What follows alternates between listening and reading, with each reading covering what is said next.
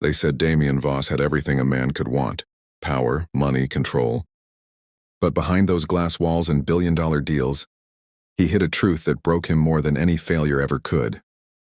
And that truth was the reason he hadn't touched a woman in 3 long years. Tonight that truth would meet its match not in a boardroom, not in a hospital, but in the quiet footsteps of a new maid who didn't yet know she was walking straight into his storm. Damian Voss was the kind of man the world never saw smile. Everything about him was precise. The way he walked, the way he spoke, the way he kept people at a distance. The staff whispered his name like it was both a prayer and a warning. The broken billionaire, they called him behind polished doors. But to Damian, silence was safer. Silence didn't ask questions about the scars he kept hidden or the accident that stole not just his strength, but his manhood. That morning, the mansion was unusually still. His longtime housekeeper, Mrs. Hemsley, was leaving after 20 years. Damian had signed her retirement papers himself, though he didn't show it. He would miss her calm presence. At the door stood her niece, the replacement holding a small suitcase and clutching it like a shield. "Sir," Mrs. Hemsley said softly, "this is Aria. She'll be taking my place. She's quiet, but she works hard." Damian's gaze lifted, and in that moment something shifted. Aria wasn't the kind of beauty that screamed for attention. She was simple, soft. The kind of presence that didn't fill a room, she soothed it. Her eyes, wide and uncertain, met his, and something flickered in him. Not desire, not yet, just a pulse. A faint reminder that he was still a man made of blood and heat, not stone and control. That night the rain came hard, tapping the glass walls like restless fingers. Damian stood in his study, staring at the city lights. He told himself she didn't matter, just another employee. But his mind kept returning to the sound of her voice and the gentle way she said, "Good night, sir." There was no fear in it, no curiosity, just warmth, quiet and human. He wasn't used to that. People either pitied him or worshipped him. She did neither. Sunlight spilled through the high windows.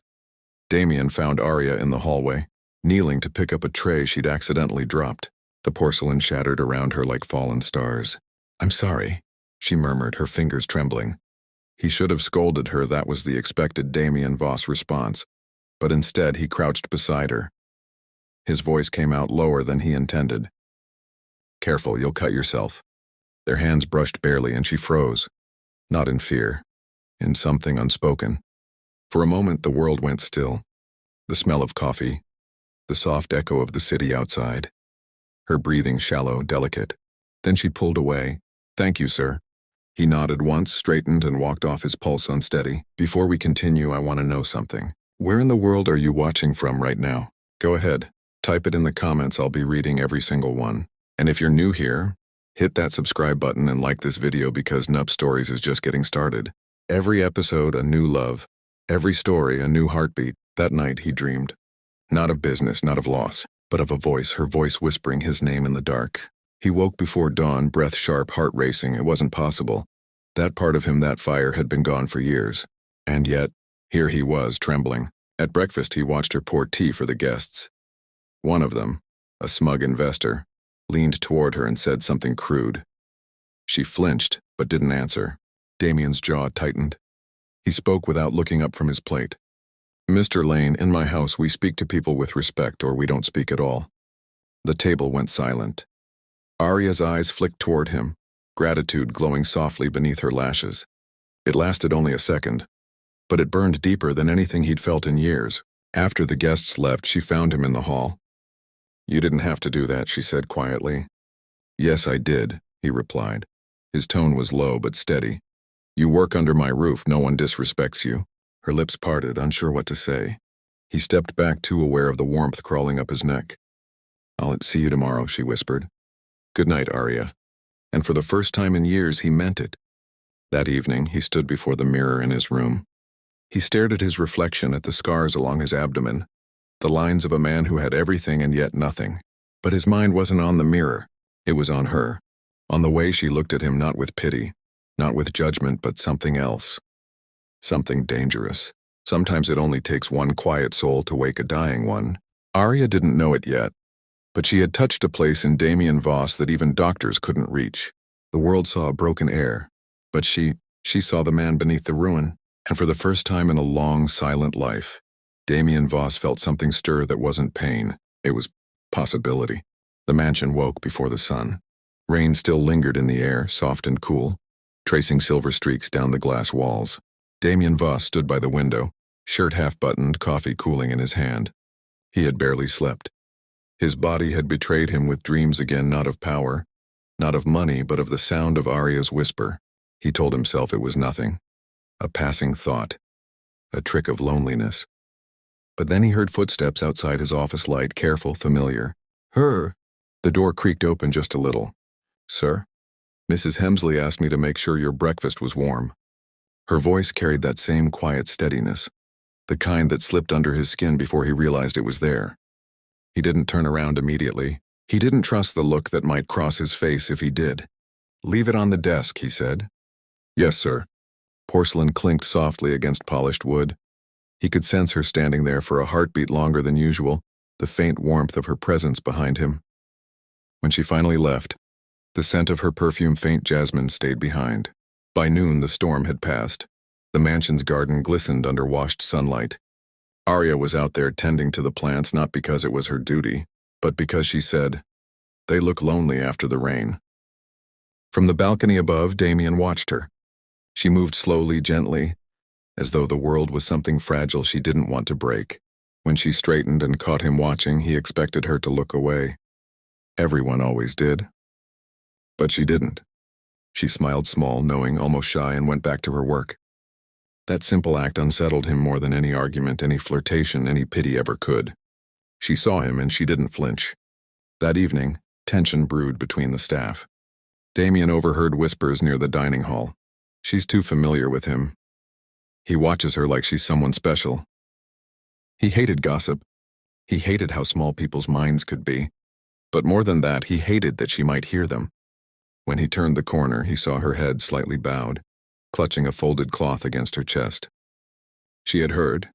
Aria, his voice was steady but low. She looked up, trying to hide the hurt behind her composure. It's fine, sir, I'm used to people talking. He took a step closer, not enough to cross a line, but enough that she could feel his presence. No, not here, not under my roof. Her lips parted slightly. The air between them thickened, not with words, but with awareness. He exhaled, long and slow, forcing himself to step back before his thoughts betrayed him. You shouldn't listen to them. Her voice softened. Then who should I listen to? For a moment, his gaze lingered on her, the soft tremor of her breath, the way candlelight brushed gold across her skin. Then, barely audible, listen to what's true. He was still in his study when the clock struck midnight. Work lay forgotten. His mind was a battlefield, logic against feeling. The rain began again, tapping lightly on the glass roof. A faint knock on the door. Come in. Aria entered, holding a tray with tea. Her hands trembled slightly, though her eyes didn't avoid him. You work too late, sir. He almost smiled. Old habits. As she placed the tray down, her sleeve brushed his arm, an accident maybe, but his heartbeat didn't care. The air between them shifted again like the mansion itself was holding its breath. He stepped aside, giving her space. Thank you. But she didn't leave, not immediately. She hesitated, fingers curling at her side, then said quietly, You don't have to be alone all the time. Her words hit something deep, a place that had gone untouched for too long. He didn't answer, couldn't. She turned toward the door and he found his voice only as she reached it. Aria. She paused. His next words came softer than a whisper, almost lost to the rain. Thank you for not being afraid of me. She looked back, eyes shining under the dim light. There's nothing to be afraid of, sir. Then she left. And for a long time after, Damian just stood there staring at the door she had closed behind her. In a world that bowed to his name, she was the first who didn't. And in her quiet defiance, Damian Voss felt something dangerous, something alive, begin to stir again. He had spent years believing he was half a man, broken and untouchable. But Aria's courage made him wonder. Maybe the world hadn't seen the real him yet. Not the billionaire, not the broken heir, but the man is waiting, aching to feel whole again. And when he finally slept that night, he dreamed of her voice once more, not whispering his name this time, but laughing softly in the dark. The morning light spilled unevenly through the mansion's tall windows, brushing across marble floors and gilded edges. The city outside was waking, but inside silence reigned, heavy, patient, and expectant. Damian sat at his desk, fingers drumming lightly against polished wood. Papers lay untouched. His mind wasn't on business. It was on her, Aria. She had appeared in his life like a gust of wind through a closed room, quiet but undeniable. He had tried to convince himself she was just a girl with courage, but the truth was more complicated. She stirred things in him that he had long ago buried beneath steel, money, and pride. He had spent years believing his condition made him untouchable, but she made him feel touchable again. Aria moved quietly through the kitchen, carrying a tray of freshly baked scones. Her fingers were graceful, almost hypnotic in their simplicity. The door creaked behind her, not with footsteps, but with hesitation. "Damian." She froze. Not out of fear, but out of awareness. He leaned against the doorway, his presence heavy yet calm. The morning light kissed the lines of his face, highlighting the strength he usually hid beneath a veil of control. "Good morning," she said softly. He didn't respond immediately. Instead, he studied her. Her hair fell over one shoulder, catching the sun. Her eyes met his without flinching. "Did you sleep?" he finally asked. "Yes," she replied, placing the tray down. "And you?" He didn't answer, and that was answer enough. Later that day, Damian was returning to his study when the unexpected happened. Aria had forgotten to knock, and he hadn't heard her approach. He turned, crying. She stood there holding a stack of papers for him. His shirt had shifted, just slightly. She saw them. Scars. Old jagged lines that traced across his chest and abdomen like a map of broken battles and lost confidence. Her breath caught. Not in horror, not in pity, but in recognition. She studied them for only a second, then looked up at him. You're still strong," she whispered. Her voice carried no judgment, no fear, no hesitancy, only honesty. Damian froze. No one had ever said that to him. Not doctors, not colleagues, not even the mirrors that reflected what he no longer wanted to see. You shouldn't be looking," he said, his tone tight, almost defensive. "I had to see," she admitted softly. "I had to know who you really are." He wanted to step back, to hide behind control and walls he'd spent years building, but something in her gaze, steady, unafraid, accepting, made him pause. He closed the door gently behind them and leaned against it, still watching her. The air was thick not with words, but with awareness. Her fingers itched to brush a fallen strand of hair from his face, but she restrained herself. He noticed anyway. "You're quiet," she said. "So are you," he replied. His voice was low, almost a rumble. She stepped closer, though she left a careful distance. "I'm not afraid of you," he swallowed. He wasn't used to that someone looking at him and seeing a man, not a wounded legend or a broken billionaire. "You make it hard to stay closed off," he admitted almost too quietly. Her eyes softened, and in that glance something unspoken passed between them. The kind of tension that doesn't need words. A pull neither of them could deny. Later, Damian found himself alone in his private lounge. The city lights glimmered faintly through floor-to-ceiling windows. He traced his fingers along the scars he'd once wished gone, thinking of her words. "You're still strong." He hadn't felt strength in years, not like this. Not the kind that came from pride or wealth, but from being seen, from being accepted. She had awakened something in him that medicine could not, something like hope. And beneath that hope, something else stirred, desire. Not physical yet, not lustful, but a deep, lingering ache for closeness, for presence. He imagined her there, the curve of her neck, the gentle tilt of her chin, the quiet confidence that had no need to impress him. His chest tightened. He realized he hadn't noticed just how much he'd missed feeling alive. That night, Aria found him in the library. Not reading, not working, just sitting in the dark, light from the fireplace painting gold over his features. She didn't speak, she didn't need to. She just sat in the chair across from him, letting the silence stretch and settle like a soft blanket. Finally, he broke it. "You're different from the others," he said. "They would have gasped, they would have stared or laughed, but you saw me." Her lips curved into a small smile. "And you didn't push me away." He looked down, away, then back. The firelight danced in his eyes, reflecting something he hadn't allowed anyone to see in years. "Most people do." "But I'm not like most people," she replied. Their eyes met, and for a long moment the mansion seemed to hold its breath. The only sound was the fire and the distant hum of the city. Damian walked Aria to the door of the guest quarters. She paused, fingers lightly brushing the edge of the doorframe. "I should get some rest," she said. Yes, he murmured, stepping just close enough to feel the warmth radiating from her. You should. She turned, meeting his gaze one final time. You made me see that not everyone is what they seem, she said softly. He wanted to speak, to say the words he had almost whispered in the library, but she slipped inside before he could. He stood there a moment longer, listening to the soft click of the door, and realized the fire she had lit in him wasn't small. It wasn't polite.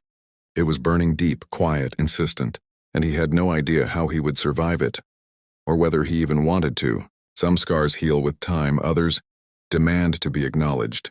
Damian Voss had spent years hiding from his own, but Aria had seen them, all of them, and refused to turn away. In that simple act, she had claimed a place in his heart he hadn't believed was still capable of feeling, and for the first time in years he felt the pulse of a life he could almost reach, a life that might not just be survived, but lived.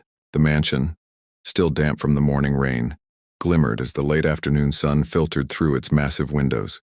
The air smelled faintly of polished wood and rain-washed stone. Outside, the garden shimmered with droplets clinging to every leaf, sparkling like tiny stars. Inside, Damian Voss walked through the hallway in silence, his polished shoes clicking softly against marble floors. He had avoided human contact all morning, letting the stillness of the house seep into him. But news had arrived that one of his scheduled meetings had been canceled due to the storm earlier. The city was gridlocked. For a man who measured life in minutes, delays were a nuisance. But for the first time in a long while, he considered something else. The rare, quiet company of someone who didn't fear him. Aria was in the kitchen, humming softly as she organized the silverware. Damian paused in the doorway, unnoticed at first. She moved with careful precision, but there was a natural grace to her motions that made him inhale slightly. The air shifted when she finally looked up, meeting his gaze. No fear, no hesitation, just a faint, polite curiosity. "You're still here?" she asked softly. "Yes," he replied, stepping into the kitchen. His voice carried an odd warmth, unfamiliar even to him. "And you?" "I'm just finishing here," she said, gesturing to the tray of glasses she had been arranging. "It won't take long." He nodded, though he felt a rare pull to linger.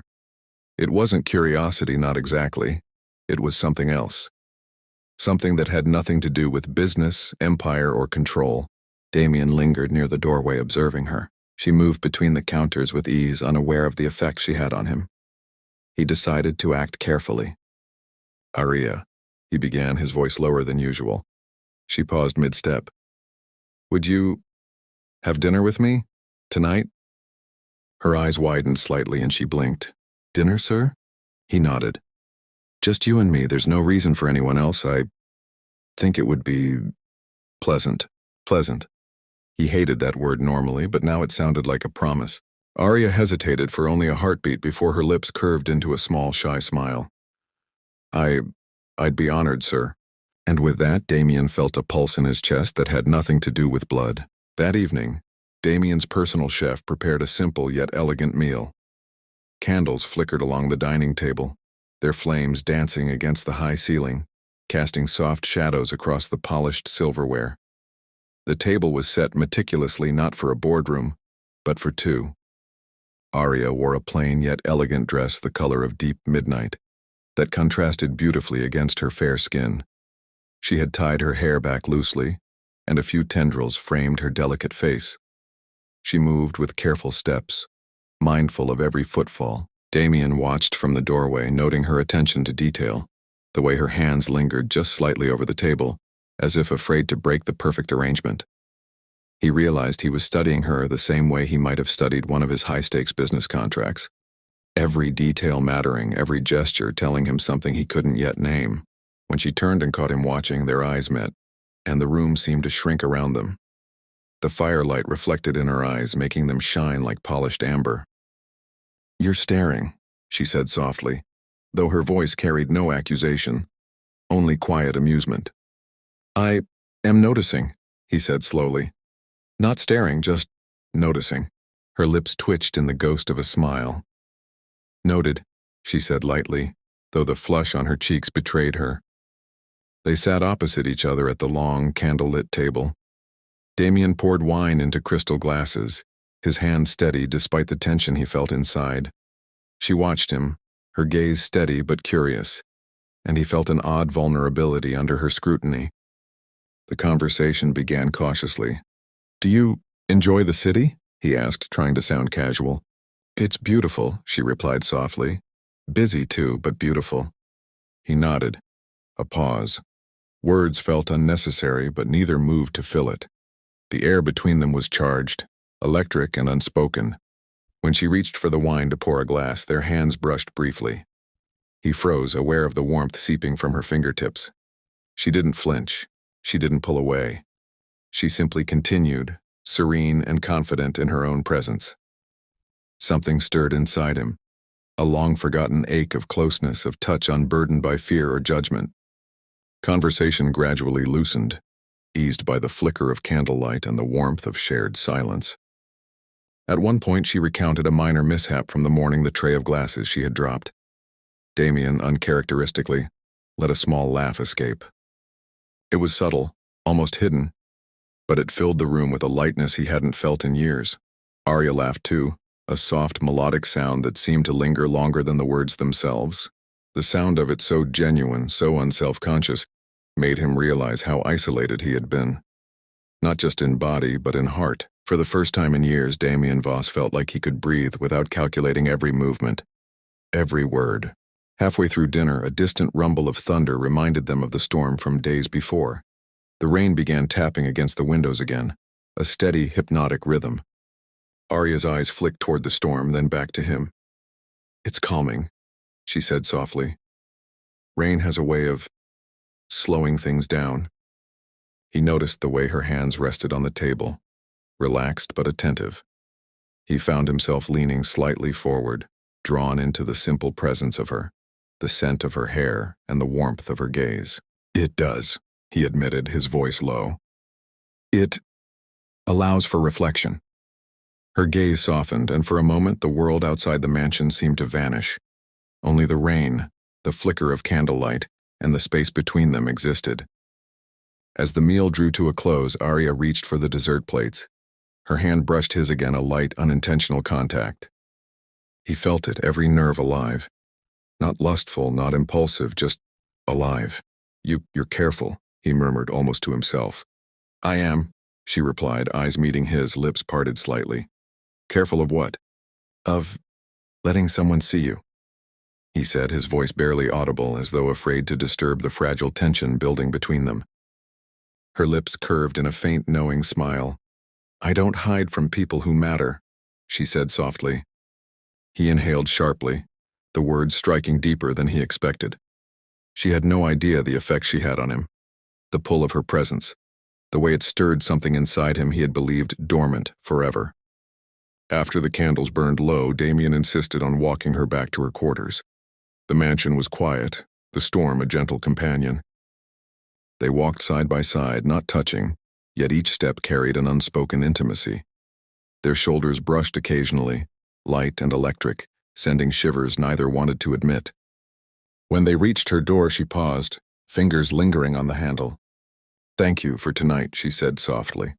"For what?" he asked, though he already knew. "For making it feel normal," she admitted, eyes downcast.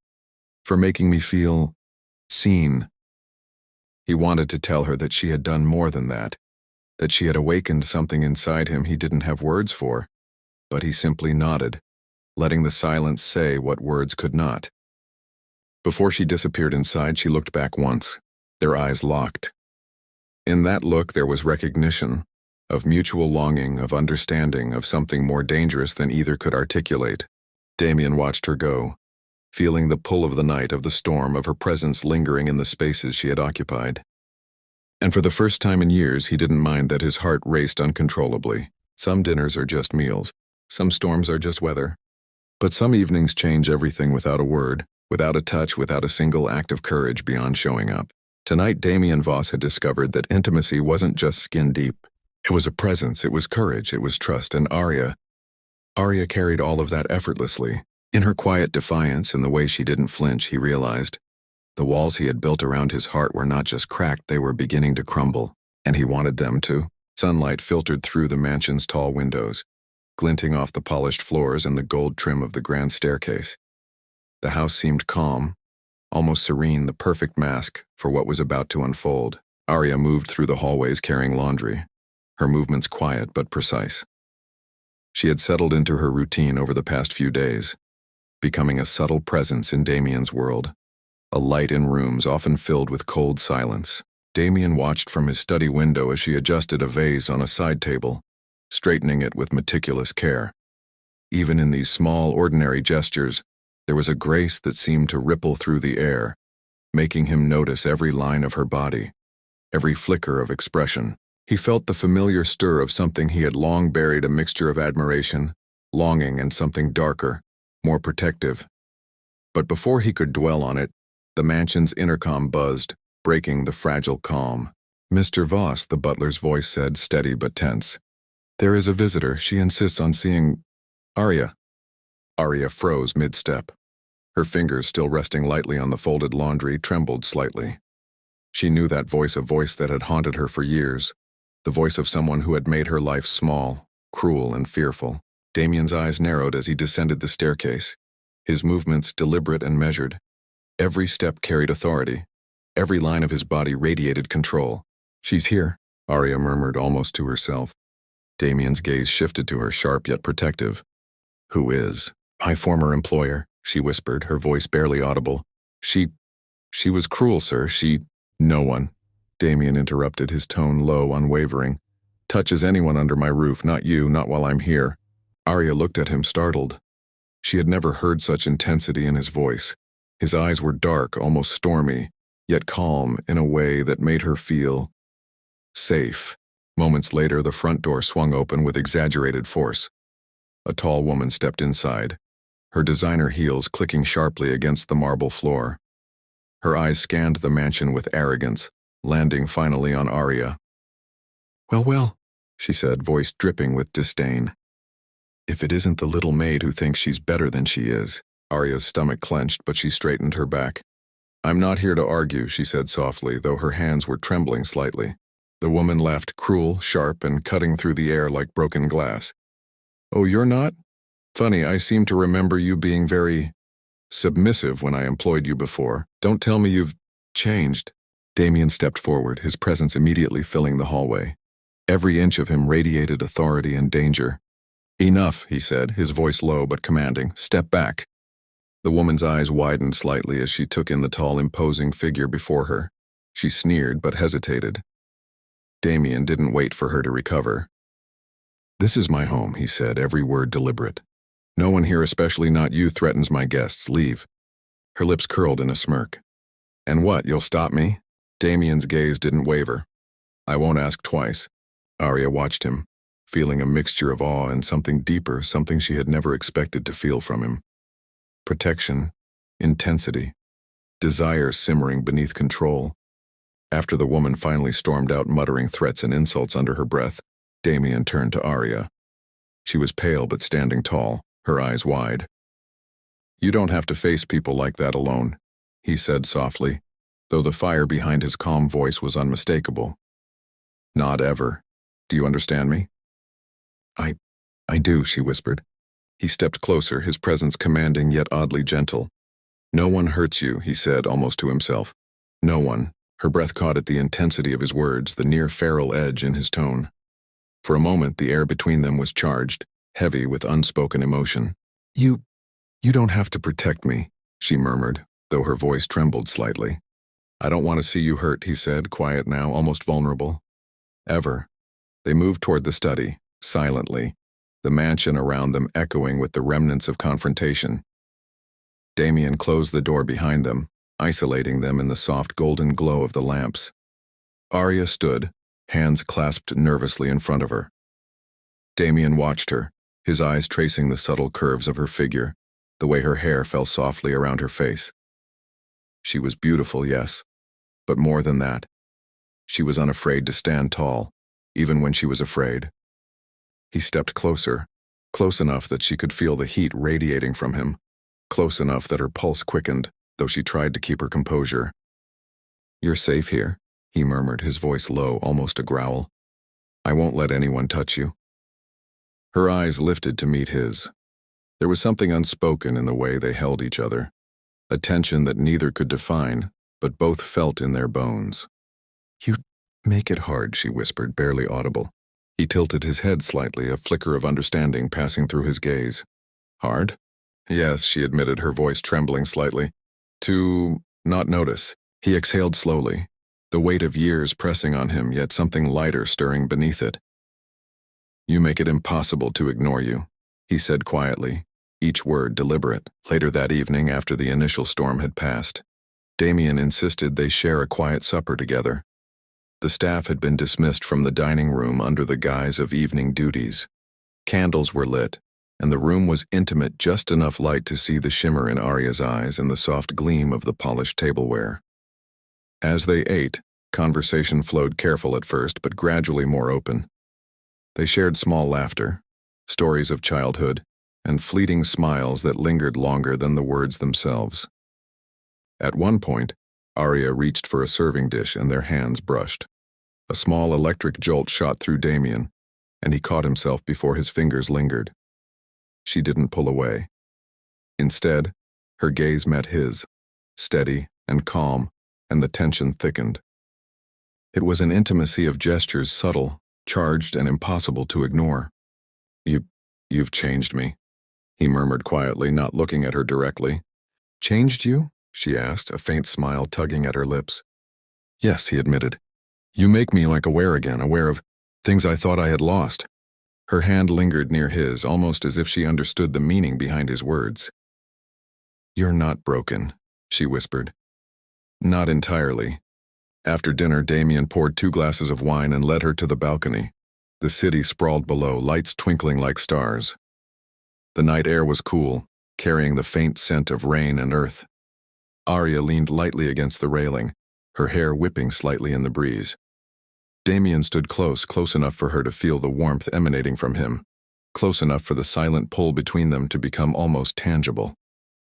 "You should go inside," he murmured, his gaze fixed on the horizon. I want to stay," she admitted softly. He turned toward her, their faces only inches apart. The distance was both unbearable and intoxicating. He could see the subtle tremor in her lips, the quickened rhythm of her breathing. You have no idea what you do to me," he confessed, his voice barely above a whisper. "Not just here," he said, placing a hand lightly over his chest, "but here too." Her eyes softened and she lifted a hand tentatively, letting it hover near his arm without touching. "Then, don't push me away," she murmured. He exhaled slowly, closing the distance just slightly, careful not to cross boundaries too soon. The storm outside had passed, but the storm between them, quiet, simmering, electric, had only just begun. Some people come into our lives to challenge us. Some come to protect us. Aria had done both. She had faced the cruelty of the world and survived. She had stood tall in a mansion that could have swallowed her whole. And Damian Voss had learned that power alone was meaningless without someone to care for. Tonight he had felt the strength of protection, the vulnerability of desire, and the pull of something neither of them could name. The mansion, quiet once more, seemed to pulse with the echoes of unspoken words, fleeting touches, and the promise of a connection deeper than either had dared to hope for. Some storms end with rain, some storms awaken hearts, and theirs for the first time had begun to roar. The mansion was silent, the only sounds coming from the distant hum of the city and the faint patter of rain against the glass roof. Shadows stretched long across the polished floors, flickering from the fireplace in the library where Damian sat alone. He hadn't moved for hours. Not because he had work to do, no papers, no contracts demanded his attention tonight.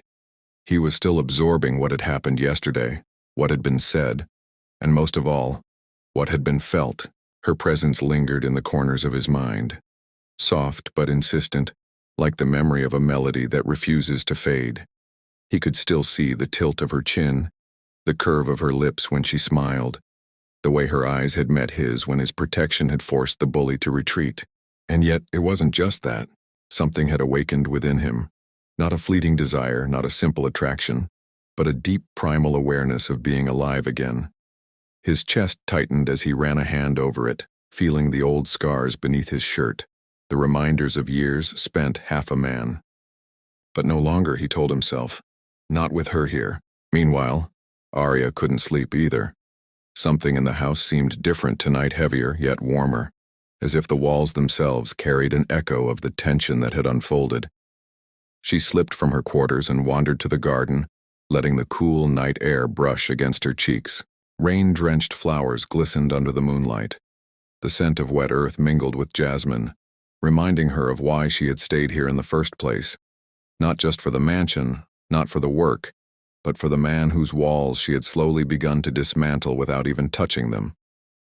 She paused near the fountain, listening to the soft rhythm of water against stone. Her thoughts drifted to Damian, his protective stance, his dark gaze, the quiet intensity that followed him even when he wasn't speaking. I shouldn't feel this, drawn to him, she whispered to herself, wrapping her arms around her torso. It's too soon, too fast. And yet every instinct in her body contradicted her words. Unbeknownst to Aria, Damian had followed.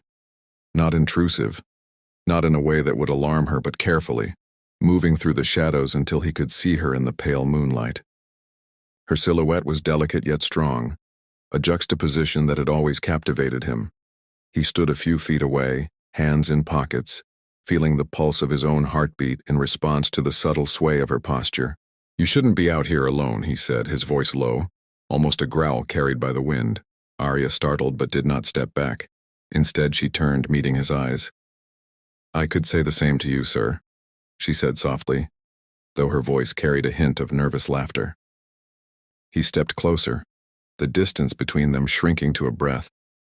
The cool night air couldn't cool the heat that had begun to rise in his chest. I couldn't sleep, he admitted. His hands, normally so steady, twitched slightly at his sides. I needed air. Her lips parted slightly and he noticed the faint tremor in her hands. I needed the same, she confessed. A silence fell between them, pregnant and heavy. Not awkward, not tense, but charged. Something unspoken lingered in the air, stretching every second into eternity. Damian's gaze softened, and for the first time the carefully controlled mask he wore slipped. Aria, I haven't felt alive like this in years. Her eyes widened slightly, curiosity and concern mingling. Alive? She echoed. Yes, he said, stepping closer. The moonlight glinted off the sharp planes of his face, and she could see every subtle shift of emotion, the vulnerability he usually buried beneath pride. Since everything, since the accident, I thought part of me was lost. But you make me feel. He trailed off, searching for words that didn't exist. She tilted her head, a soft questioning smile playing at her lips. Feel what? He exhaled, voice trembling slightly. You make me feel whole, present, dangerous in a way. That's not about business, not about money, but about me as a man. Again, her hand rose slightly, almost involuntarily, though she didn't touch him. The air between them hummed with energy. I never wanted to be part of your life in that way, she said quietly. But I didn't expect this either. He took another step, close enough that she could feel the heat radiating from him. Neither did I, he admitted. But it's here, Aria. It's impossible to ignore now. A soft breeze fluttered her hair across her face. Damian reached out instinctively, tucking it behind her ear. His fingers lingered just a fraction longer than necessary, grazing the nape of her neck. She shivered, though not from cold. Her gaze locked onto his, steady but wide, and the unspoken tension between them became almost unbearable. You shouldn't do that, she whispered, though her voice lacked conviction. I can't help it, he murmured.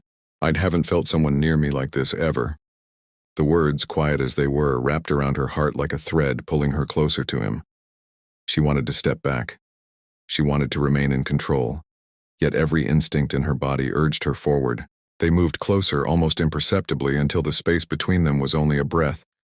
She could feel the warmth of his body, the subtle rise and fall of his chest. He could feel the scent of her hair, the faint tremor in her pulse. For a moment, time seemed to pause. The mansion, the city, the night itself all disappeared. There was only them, suspended in a moment of raw emotion. You, he said, his voice barely above a whisper. You make everything so vivid. I can't hide from it anymore. Her lips parted, a quiet admission. Neither can I, she breathed. And in that simple shared acknowledgement, the air shifted a quiet but undeniable awakening. He exhaled slowly, lowering his head just slightly. Aria, I haven't allowed anyone this close. Not for years. Not since, his voice caught. Not since I believed I was incomplete. Her hand hovered near his chest, almost brushing the fabric of his shirt yet holding back. You're not incomplete, she whispered. You're you, stronger than anyone knows. His gaze held hers, searching, almost desperate. I don't want to be half a man anymore, not if there's a chance for more. She stepped just a fraction closer, and he felt her warmth mingle with his. Their breaths intermingled, and the night air carried the quiet scent of her skin, her hair, the subtle essence of her being. More? She asked softly, her voice trembling slightly with anticipation. Yes, he murmured, his voice low, almost guttural. More than fear, more than distance, more than walls, more than anything I've felt in years. His hand found hers gently, almost reverently. Her fingers twined with his, small and tentative yet electrifying. It was a touch that carried years of restraint, desire, and longing. You're warm, he said softly. She smiled faintly, heart racing. So are you, she replied. Their hands lingered, speaking what words could not. Damian's other hand hovered near her waist, but he didn't dare cross that final boundary, not yet. The moment was fragile, electric, and perfect in its restraint. You make me feel, he began, struggling to articulate the storm inside him. Alive, dangerous, wanted, and terrified. Her thumb traced his palm lightly, and she whispered, Then let it be. Let yourself feel it. Don't hide. The mansion seemed to pulse with their shared tension. Every candle flickered, every shadow stretched toward them, as if the night itself leaned in to witness. Damian inhaled sharply, the weight of years pressing down yet lifting simultaneously. He realized with a sudden clarity that she was no longer just a maid, no longer just someone who had entered his life by circumstance. She was the spark that had reignited him. She was the courage he had buried. She was the awakening he had been waiting for. And he wanted her not recklessly, not blindly, but entirely. Her chest rose and fell against the cool night air. She looked at him, her gaze unwavering. I'm not afraid, she said softly. Nor am I, he whispered back, feeling the truth of it in every fiber of his being. They remained on the balcony for what felt like hours, fingers entwined, hearts racing in tandem. Neither spoke, yet their connection spoke volumes. It was a moment of awakening, emotional, sensual, and profound. Eventually she leaned back slightly, breaking the proximity, yet her hand remained in his. We should rest, she said softly. He nodded, exhaling, though his hand lingered for a heartbeat longer. Rest, he agreed. But neither of them moved immediately, savoring the tension, the unspoken promises, the intimacy of a connection that had been years in the making. The mansion was silent once more, the storm outside long gone. But inside, a storm had begun, a slow, dangerous, beautiful storm between two hearts who had found each other in the ruins of the past. Some awakenings are quiet, gentle, almost imperceptible. Some awakenings are explosive, shaking foundations you thought unshakable. For Damian Voss, it had been both. Aria had seen the man behind the empire, the man behind the scars, the man he had buried beneath pride and fear. She had touched his heart, and in doing so awakened something he thought was lost forever. And for Aria, the awakening was just as powerful.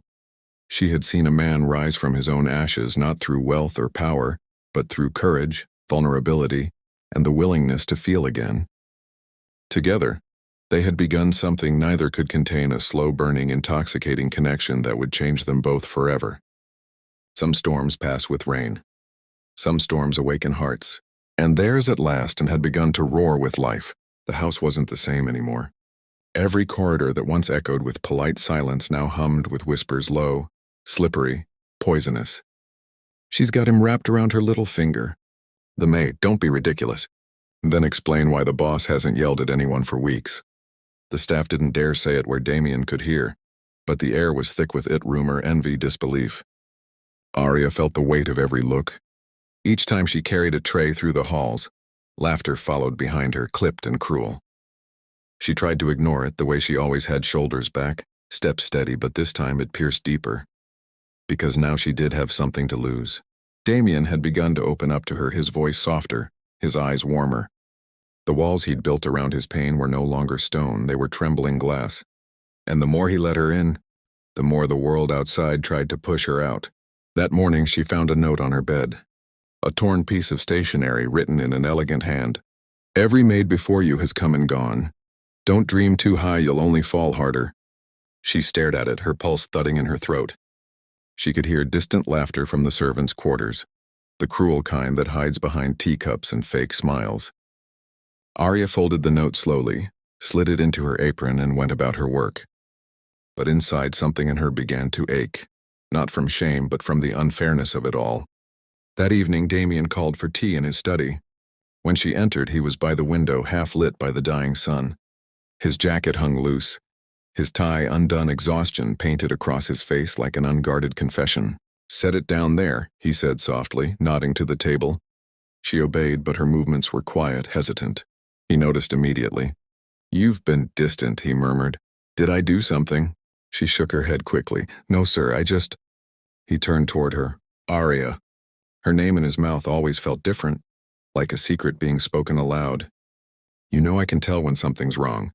She tried to smile, but her eyes betrayed her. It's nothing important. He stepped closer, slow and deliberate. Then why do I see it in your eyes? Her throat tightened. The words came out before she could stop them. They're saying things about us. He froze. Who? The staff. They say I'm trying to seduce you. The word seduce burned in the air between them, delicate, dangerous, true in a way neither wanted to admit. Damian's jaw tensed. That's ridiculous. I know, she said softly. But words spread and they make it harder to breathe here. He took another step closer, close enough that she could see the flicker of hurt and fury behind his calm eyes. They don't understand, he said. They've never seen loyalty without agenda. Her lips parted, but before she could answer, he whispered almost to himself. Please don't leave because of them. The silence stretched, deep and trembling. He reached out as if to touch her hand, but stopped halfway, the old fear flashing across his features. For a moment, she thought he'd retreat again behind his pride, but then something in him broke. His hand, unsteady, warm, real, and found hers. It wasn't a grand gesture, it wasn't planned. It was a plea. I can't lose you too, he said, voice rough, eyes on her fingers intertwined with his. Not when you're the only person who looks at me and doesn't see a broken thing. Her breath caught. The air around them thickened, not from tension, but from the fragile closeness they both feared to name. Damian, she whispered. He looked up, and for the first time his expression was unguarded, boyish, almost vulnerable. I've spent years trying to be untouchable, but you... His thumb brushed her knuckles, slow, reverent. You make me wish I could feel everything again. The words sank into her like warmth after cold rain. Outside, the wind picked up, rattling the glass. Somewhere down the hall, voices murmured, the same whispers that had followed her all day. But here, in this dimly lit room, none of it mattered. Damian's hand didn't let go. And though he said nothing else, the silence between them was louder than any confession. Aria's pulse trembled under her skin.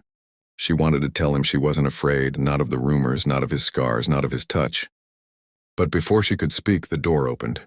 Sir, said Collins, the butler, clearing his throat awkwardly. You have a visitor. Damian didn't move his hand right away. Then reluctantly he released her, the warmth fading like a dream. Tell them I'll be down shortly, he said, voice clipped. When Collins left, the room felt smaller. Aria turned to leave, but Damian's voice stopped her again. Aria, he said quietly. No matter what they say, don't let them make you doubt what's real. She met his gaze, the kind of gaze that holds 1,000 unspoken things, and nodded slowly. That night she sat by her small window, the city lights flickering far below. Her heart was still racing from his touch. She could still feel the weight of his words echoing in her chest. She thought about the note, the laughter, the whispers, and then about his trembling hand holding hers, the way his voice had cracked, the way he'd said please. Maybe the world could say what it wanted. Maybe the rumor was the price of something true. Meanwhile, in his room upstairs, Damian sat in darkness. He hadn't been able to concentrate since she left. Her scent, soft, warm, like something pure, still lingered in the air. He pressed his palms together, trying to steady himself. For years he had lived with control as his armor, but with her every wall seemed to fall.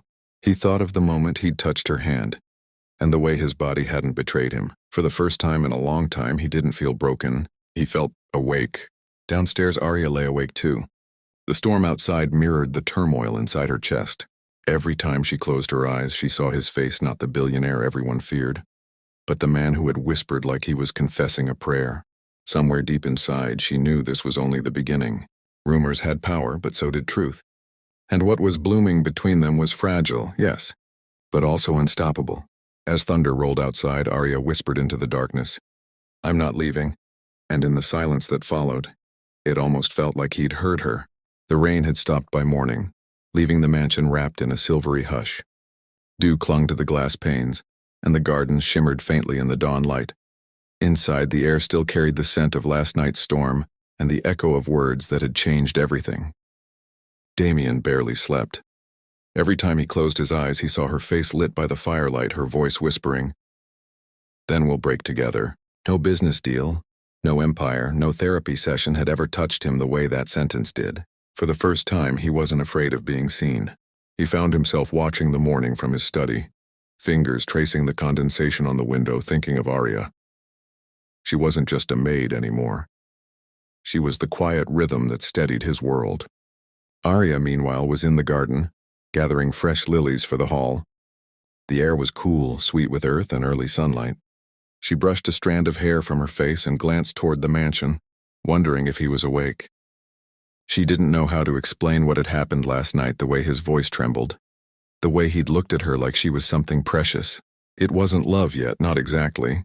It was the ache before love, and that dangerous edge where emotion and restraint live side by side. That evening, when the household had quieted and the world outside was painted in soft blues and silver, Damian appeared at the kitchen door. "Come with me," he said simply. His tone wasn't commanding, it was gentle, almost hesitant. She dried her hands on her apron, eyes curious. "Where to?" He smiled slightly. "You'll see." They climbed the marble staircase together, the hall lights dim, shadows stretching long and graceful along the walls. She followed him through a corridor she'd never entered before. At the end, a pair of tall glass doors opened onto a balcony she didn't know existed. Below them, the city shimmered, endless lights flickering like fallen stars. The night breeze carried faint music from somewhere far away, mingled with the scent of jasmine from the gardens below. Aria stepped out slowly, breath caught in her throat. "It's beautiful." Damian stood beside her, hands tucked in his pockets, eyes on the skyline.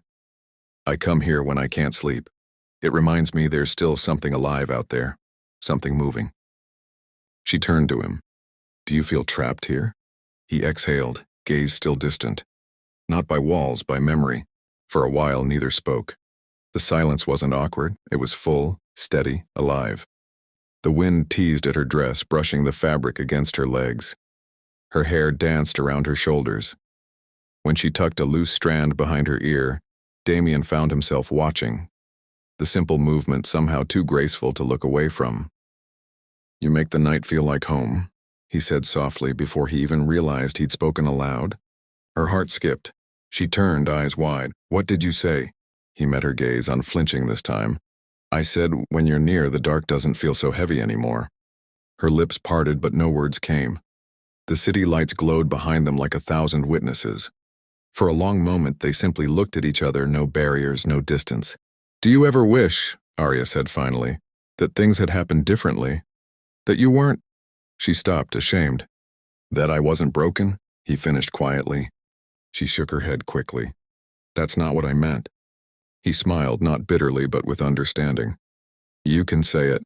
I used to think that word defined me. And now?" He turned toward her fully. "Now I'm starting to think maybe the breaking wasn't the end.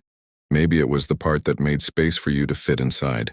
Her breath caught again that slow, dizzying heartbeat of connection that made the world seem suddenly fragile. The air between them warmed.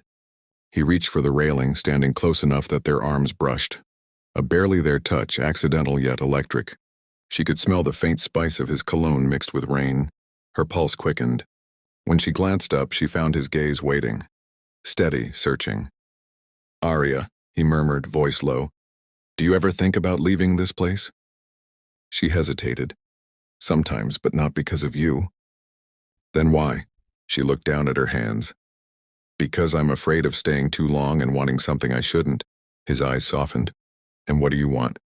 Her lips trembled into a smile that wasn't really a smile. "You shouldn't ask me that." "But I just did," he said quietly. The wind carried a chill, but she didn't move. The night pressed close, intimate, quiet, suspended in time. He reached out slowly, brushing a strand of her hair off her shoulder. The back of his fingers grazed her skin, light as breath. Her eyes fluttered shut, her lips parting in surprise. He stopped, afraid of crossing a line not out of propriety, but out of respect for the fragile thing between them. When she opened her eyes again, he was still there, his hand hovering inches away, the air trembling between them.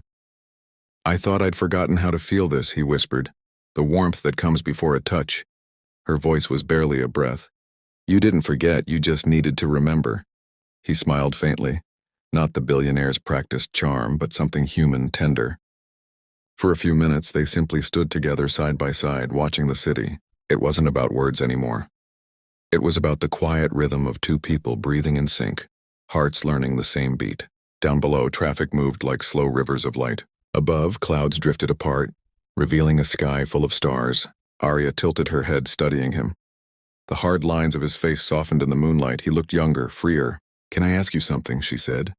"Anything." "When you look at me, what do you see?" He turned to her slowly, his voice a hushed confession. "I see peace and danger. Because if I let myself fall for you completely, I don't think I'll find my way back." Her heart stumbled. "Then maybe don't fall," she whispered. He smiled. Too late. A faint rumble of thunder echoed far away, rolling like a heartbeat through the clouds. Neither moved. When she finally spoke again, her voice trembled like the wind itself. "Damian, you should rest. You've had a long day." He shook his head, gaze still on her. "I don't want to sleep. I want to remember this. The night, the air, the way you're looking at me right now." Her throat tightened. "You're making it hard to walk away." "Then don't." She laughed softly, nervous, breathless. "You make everything sound so simple." "Maybe it is," he said. "Maybe we're the ones who make it complicated." His eyes dipped to her lips, and for a second the world tilted. Neither moved closer, but the possibility hung between them like lightning waiting to strike. Then, as if sensing the danger, he drew a slow breath and stepped back, not out of rejection, but control. "I promised myself," he said quietly, "that the first time I reach for you, it'll be when I can hold you without fear. Not halfway. Not broken." Her chest ached at the restraint in his voice. "I'll wait," she whispered, "no matter how long it takes." Their eyes met an unspoken vow, burning brighter than the city lights below. When she finally left the balcony, Damian stayed behind, watching her silhouette fade into the corridor's shadows. He felt both emptier and fuller than he'd ever been. Emptier because she was gone, fuller because she had been there at all. He turned back toward the city, the cool wind brushing against his face. Somewhere deep inside, beneath scars and silence, something began to heal. Later that night, Aria couldn't sleep. She sat by her window, still feeling the echo of his presence, the way his voice lowered when he said her name. The warmth that lingered on her skin where his hand had hovered. She looked out at the same city he was staring at from his balcony, and whispered softly, "Good night, Damian." Miles of mansion walls and memories stretched between them. Yet somehow she knew he heard her, because on his balcony Damian smiled faintly at nothing and whispered back into the night, "Good night, Aria." The night settled like velvet over the Voss estate. Rain had rinsed the air clean, and the scent of wet roses drifted through open corridors. The house was quiet, too quiet, except for the faint hum of the piano in the distant salon. Aria knew the sound instantly. No one else played at this hour. She followed the music down the long hallway, her bare feet whispering against the polished floor. The notes were uneven at first, then steadier, like a man remembering how to feel through his fingertips. When she reached the doorway, she saw him. Damian sat at the grand piano, sleeves rolled to his elbows, the lamplight tracing the scars that crossed his forearms. His head was slightly bowed, his expression calm yet distant, like someone making peace with the ghosts in the room. For a long moment, Aria didn't move, she just watched. The melody changed. It softened like rain against glass, something fragile, unfinished. Then he noticed her reflection in the glossy lid. "Couldn't sleep again?" he asked quietly without turning. "I wasn't trying to," she admitted. He smiled faintly. "Good, neither was I." She stepped closer, drawn by the music, the warmth, the steady pulse of something new between them. "What are you playing?" He looked down at the keys. "Something that doesn't exist yet. I started hearing it the night I came home." Her voice softened. "It's beautiful." "It's incomplete," he said. "Maybe it's waiting for the right ending." Their eyes met, and for a heartbeat neither looked away. Aria sat beside him on the piano bench. He shifted slightly to make room, though every nerve in his body protested. The closeness, the scent of her hair, the heat radiating from her shoulder. Her fingers brushed the keys. "I used to play when I was little," she said softly. "My mother taught me." He turned to her. "What stopped you?" "Life." She smiled faintly. "Bills, work, survival." He studied her face, the calm strength, the quiet sadness beneath it. "You shouldn't have had to trade beauty for survival." Her gaze dropped. "We all trade something." He said nothing. He just reached out, almost instinctively, and guided her hand back to the keys. "Then let's take it back," he murmured. They began to play together, her right hand his left. The melody was clumsy at first, then smoother. Two imperfect halves finding their rhythm. When she laughed, a small, surprised sound, it filled the room like sunlight breaking through clouds. He looked at her again, and the world stopped being just walls and air and piano. It was heartbeat, breath, nearness. After the final note faded, silence wrapped around them. Damian exhaled slowly. "Aria." She turned to him. "I don't know how to do this," he said quietly. "The normal things, talking, feeling, letting anyone close." "You don't have to know," she whispered. "You're already doing it." He hesitated, his voice trembling now. "When I was at the hospital, there was a moment before I woke up. I thought I heard your voice. You said, 'Come back.'" Her breath caught. "I did say that." He smiled. "Then maybe that's why I did." She looked down, suddenly shy. "Don't give me that much credit." "I already did," he said softly. The lamplight flickered. The air grew warmer. He leaned back slightly, studying her like someone memorizing something they might lose. Her hair was loose around her shoulders. A single curl brushed her cheek. Without thinking, he reached out, his thumb tracing the strand away. She froze but didn't pull back. "Damian!" His hand hovered near her face, unsure whether to finish the gesture or retreat. "You can tell me to stop." "I won't," she whispered. Something in him broke open then. The last defense, the last fear. He cupped her cheek gently. His thumb brushed the soft skin beneath her eye where tears had once fallen. "You're trembling," he murmured. "So are you." "I'm not afraid of what happens next," he said. "Then don't stop," she whispered back. The distance between them disappeared. The first touch wasn't a collision. It was a sigh, a slow exhale of everything they'd both been holding back. His lips brushed hers lightly, testing, uncertain. She didn't move away. Then, as though the world had been waiting for it, the kiss deepened, still gentle but certain now. There was no hunger in it, no rush, only a promise. Her hands found his shoulders, steadying herself, while his fingers tangled in her hair, holding her like something precious. When they finally broke apart, the silence was filled with the sound of their breathing, ragged, real, alive. Aria spoke first, voice trembling. "You said you didn't know how to do this." He smiled softly. "Then maybe you just taught me." She blushed, unable to look at him. "What does this mean now?" He leaned closer, resting his forehead against hers. "It means I don't have to pretend anymore." "Pretend what?" "That I don't want you." Her pulse raced. "You'll ruin your reputation." He laughed quietly. "I built an empire and still couldn't feel alive." "You think I care about reputation?" Her lips curved. "When you say it like that." He finished her sentence for her. "It sounds like the truth." They stayed like that, foreheads touching, breaths mingling, until the world outside faded into nothing but candlelight and the soft hum of the piano strings. Then Damian rose, extending his hand. Come with me. She hesitated. Where? Just come. He led her through the corridors, past the dark hall where they'd first argued, past the grand staircase she once feared to climb. He stopped in front of the balcony doors, the same place where they had stood weeks ago under the violet sky. He opened the doors. Cool wind brushed their faces. The city lights shimmered below like 1,000 small stars. Do you remember this? He asked. I could never forget. Neither could I. He turned to her. That night I told you that you made me feel alive again. I didn't realize how true that was until now. She smiled faintly. And now? Now I don't just feel alive, he said. I feel whole. Aria stepped closer, her voice barely a whisper. You've changed so much, Damian. He looked out at the horizon. Maybe I didn't change. Maybe I just stopped hiding from who I really was. And who is that? He turned to her again, his gaze steady, unwavering. A man in love. The words hung between them, simple, unadorned, absolute. Tears welled in her eyes before she could stop them. You can't just say that, she whispered. Why not? Because once you do, it's real. Good, he said. Then let it be real. The wind lifted her hair again. Her tears caught the lamplight. He brushed them away with his thumb, and before she could speak, he kissed her again. Deeper this time, fuller, the kind of kiss that silenced every doubt. Her hand slid around his neck. His arms drew her close until the distance between them ceased to exist. The night seemed to hold its breath. Below them, the city moved on. Cars, lights, life, but up here, time paused.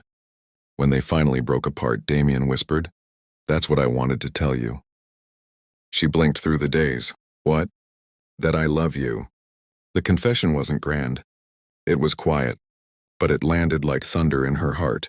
Aria took a shaky breath. Then say it again. He smiled, cupping her face once more. I love you. Once more. I love you, Aria. Her tears spilled over, but she was smiling. You have no idea what that means to me. He rested his forehead against hers again. Then tell me. It means, she whispered, that you're not alone anymore. They stayed on the balcony until the first light of dawn. No more words, just shared silence, the kind that said everything words couldn't. When she finally rested her head on his chest, Damian closed his eyes. For the first time in years, the silence inside him wasn't empty. It was peace. And in that peace, he realized something profound. Healing had never been about his body. It had been about the moment he allowed himself to be seen, to be loved without armor. As dawn spilled over the horizon, Aria stirred, her voice soft against his chest. Damian? What happens next? He smiled faintly. Whatever we build it together. And if the world doesn't understand? He looked at her, eyes fierce with quiet certainty. Then the world can watch us anyway. The sun rose fully, painting them in gold. Somewhere below, the first sounds of morning filled the estate, the clink of dishes, the rustle of servants beginning their day. But up here in the high quiet of the balcony, two souls simply breathed. No titles, no barriers. Just love, fragile and certain and alive. Morning came softly. The mansion woke in gold and quiet, servants moving like whispers through the halls, the world still half asleep. But not Aria. She'd been awake long before dawn, scrubbing the marble floors of the east wing. Her hands were raw, her arms heavy, yet her heart hummed with a strange calm. Last night hadn't been a dream. Damian had stood beside her under the stars and said, "Don't go." It was enough to carry her through the ache. Enough to make every chore feel less like punishment and more like purpose. But peace never lasts long in a house where envy hides behind silver trays and perfect smiles. At noon, the head housekeeper, Mrs. Vale, entered the corridor. She was tall, sharp-eyed, her words always carrying the weight of disapproval. She had noticed the change in Aria, the soft glow in her face, the lightness in her step, and she hated it. "Aria," Mrs. Vale's voice sliced through the air, "you missed a spot." Aria turned, breathless, clutching her mop. "I just finished this hall, ma'am." "Then do it again, properly this time." "Yes, ma'am." She bent back down, scrubbing the same patch of floor until her knees ached. The other maids glanced her way but said nothing. In this house, kindness could cost you your job. By evening, her body was trembling from exhaustion. The scent of polish and detergent clung to her skin. When she finally carried the linens to the laundry room, her legs felt unsteady. Then she heard the quiet laughter of two maids whispering by the window. "She thinks she's special now," one sneered. "Just because the master looks her way once or twice." "Don't be stupid," the other giggled. "You saw her last night, didn't you, sneaking up the main staircase after everyone slept?" Aria froze. "She's aiming high," the first voice went on. "But he's a man like any other. He'll use her and toss her out like the rest." Something inside Aria tightened. She set the linens down and forced a small, steady smile. "If you've finished with your stories, maybe help with the load. We're behind schedule." The laughter stopped, but their eyes stayed cruel. By the time night fell, the mansion's lights blurred in her vision. She hadn't eaten since dawn. Her pulse thudded in her ears, a dull, relentless drum. She reached the grand hall, balancing a heavy vase of lilies, the same kind she had gathered the morning after their balcony night. But as she lifted it onto the pedestal, her hand slipped. The vase shattered. Water spilled across the marble floor. Her knees buckled. A faint cry escaped her lips before darkness swallowed everything. When she woke, she was on a couch, the velvet one in the library. The scent of cedar and ink filled her lungs. Her vision blurred, then cleared, and Damian was there. He sat beside her, one hand on her wrist, checking her pulse. His tie was loosened, his hair slightly disheveled like he'd run here. "Aria." His voice was sharp but trembling at the edges. "What happened?" She tried to sit up, but he stopped her gently.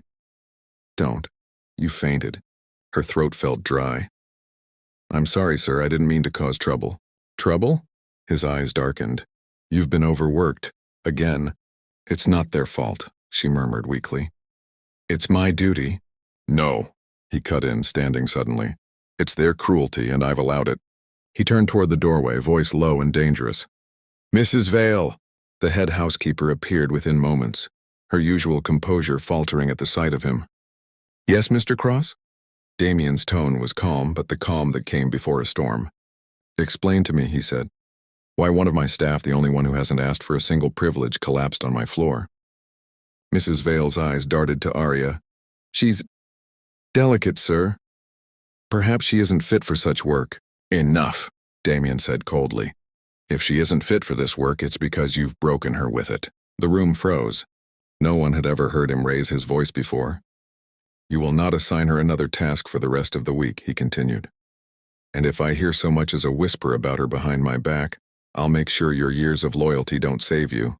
Mrs. Vale's face drained of color. "Yes, Mr. Cross." She bowed stiffly and exited. Aria stared after her, stunned. "You shouldn't have done that." "I should have done it months ago," he said. Silence hung between them again, heavy with everything unspoken. Then he turned back to her, his anger melting into something softer. "Why didn't you tell me?" She looked down. "Because I didn't want to be a burden." His jaw tightened. "Aria, you are not a burden. You are the only person in this house who makes it feel like it's worth living in." Her eyes lifted slowly, shimmering in the lamplight. "Don't say that." "Why not?" "Because if you mean it," she whispered, "I don't know how to breathe."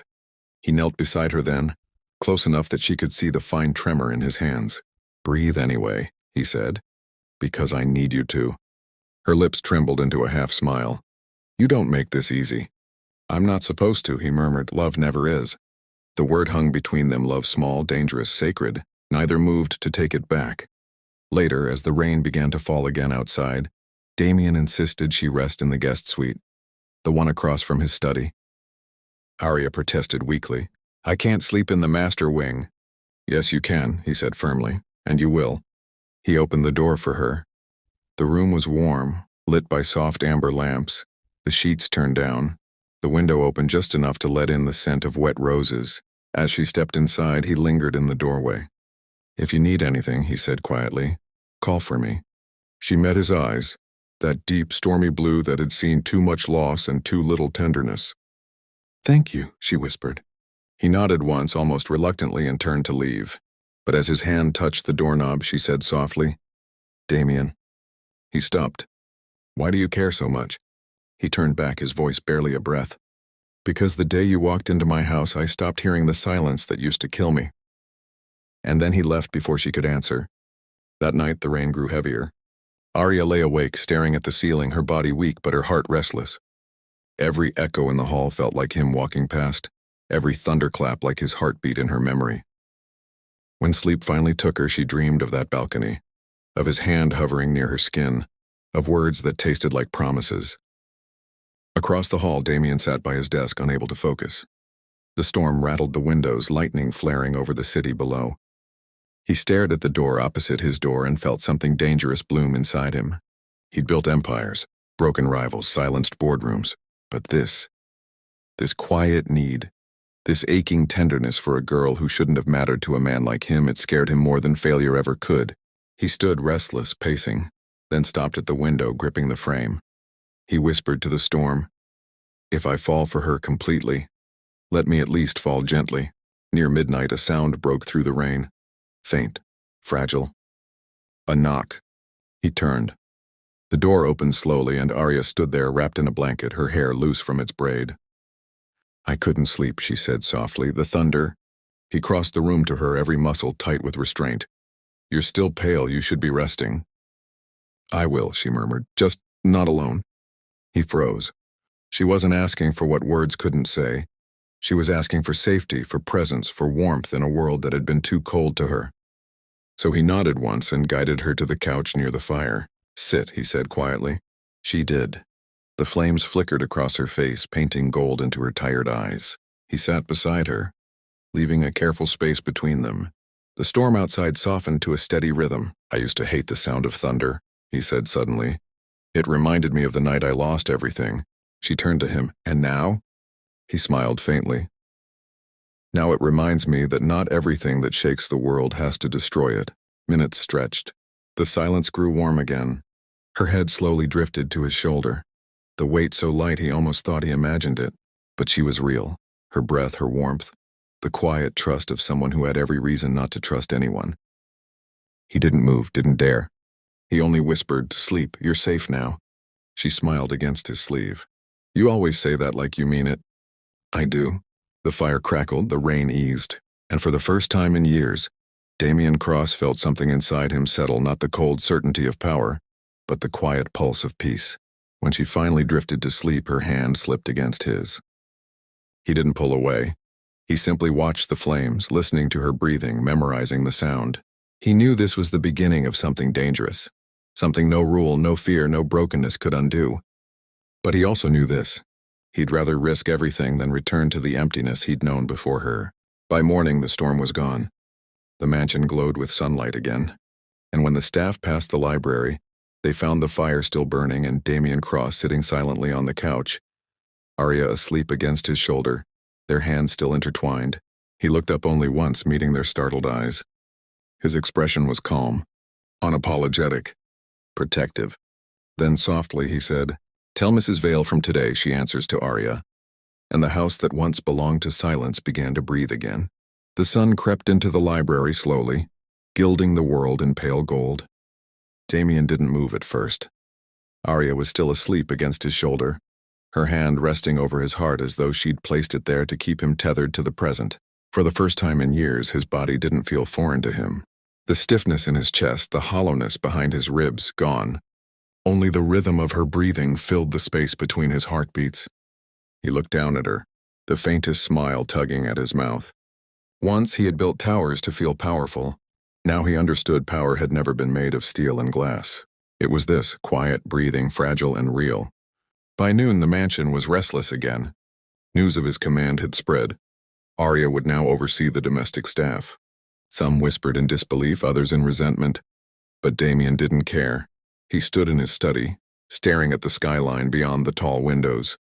It had been months since he'd stepped into the corporate world, since he'd faced the board that doubted his every move. The accident, the rumors, his long withdrawal from the spotlight, all had turned him into a ghost in his own empire. And yet, something had shifted. He could feel it in the steadiness of his hands and the way his body no longer resisted his will. Dr. Rowan arrived that afternoon, a quiet man with kind eyes and the patience of someone who had seen too many broken men try to rebuild themselves. "How have you been sleeping?" the doctor asked, setting his bag on the table. "Better," Damian replied. "And the medication, the sessions?" "I've stopped both." Dr. Rowan blinked. "Stopped? Damian, that's—" "I didn't decide to quit," Damian interrupted softly. "It just happened. I woke up one morning and it felt different, like I could breathe again. The doctor studied him carefully. Something changed then. Yes.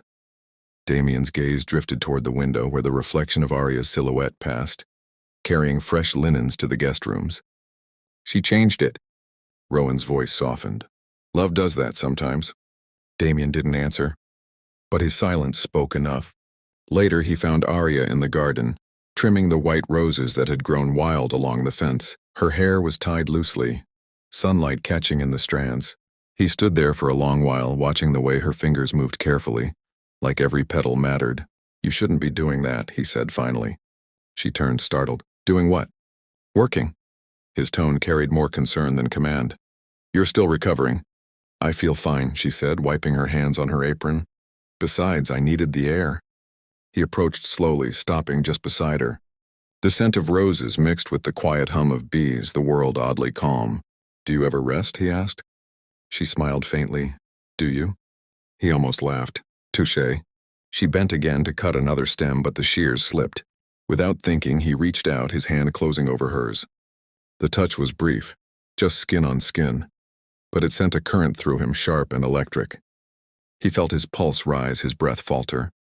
The old fear clawed up, the memory of failure, of the body that betrayed him. But this time it didn't consume him. He breathed through it. He let her warmth anchor him. Careful, he murmured, his thumb brushing the edge of her palm. You could hurt yourself. Her gaze lifted, meeting his. So could you, she whispered back. The air between them thickened, heavy with something unsaid. Then she smiled, small and steady. Come help me then. And he did. They spent the next hour in the garden, not talking much, but moving together in quiet rhythm. Every time their hands brushed, every shared glance became a test of restraint and an unspoken promise. When they finished, Aria looked around and sighed softly. It's strange, she said. This garden used to feel so empty. Now it feels alive again. He followed her gaze, then whispered, Maybe it was waiting for you. She blinked, uncertain if she'd heard right. For me? He nodded. You have that effect, Aria. You make things bloom where they were dying. Her cheeks flushed, but she didn't look away. And what about you? What about me? Are you blooming too? He smiled faintly, the kind of smile that carried years of pain behind it. I think I'm remembering how. That night Damian sat alone in his bedroom, the same room that had once felt like a prison. He stared at the mirror, not at his reflection but at the scars that ran across his torso. They were no longer symbols of weakness. They were proof that he had survived. He pressed his hand over his heart and whispered, I'm still here. Then he opened the drawer beside his bed. Inside lay the file Dr. Rowan had given him months ago, a final recommendation for surgery, one he had never signed. He took out a pen, his hand didn't shake. For the first time, the decision felt clear, not desperate. He wasn't doing this to reclaim his pride. He was doing it because he wanted to live fully. For himself, for her. He signed his name, slowly, firmly. The next morning, Aria entered his study to deliver fresh reports from the estate. She stopped short when she saw the letter on his desk. Travel confirmation? She asked. Are you going somewhere? He looked up. A short trip, medical. Her expression softened. You're going through with it. He nodded. She approached slowly, hesitating before speaking again.